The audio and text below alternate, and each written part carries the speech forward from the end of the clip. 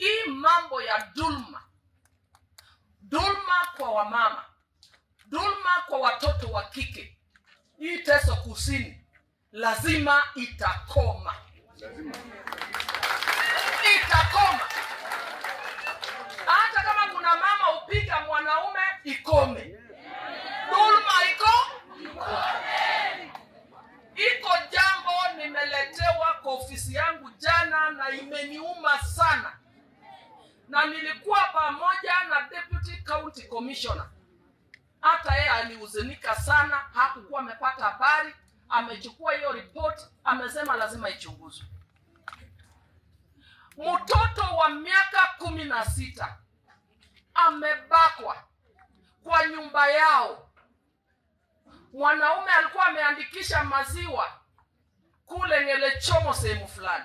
Anaendanga kuchukua maziwa pale, ameandikisha ile ya kulipa kwa mwezi.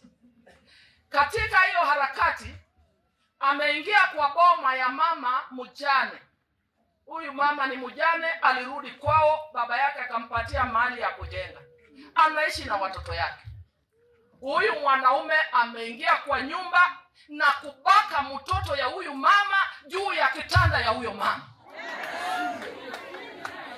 Bahati mzuri mama akafika akapata mwanaume juu ya mtoto yake.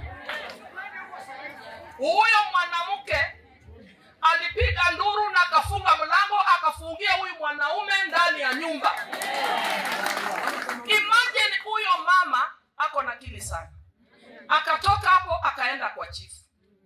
Chief anamwambia enda kwa nyumba 10. Amefungia mbakaji huyu mjinga kwa nyumba. Anataka polisi wakuje wachukue, ndio sheria ichukue hatua. Ameenda kwa nyumba 10. Wamekuja. Huyu jamaa amepelekwa police station kwako. Kwa Opio. Huyu mtoto badala ya kupelekwa kwa hospitali amelalishwa ndani ya police station Adongozi kwa nani? Opio. Usiku, sikizeni.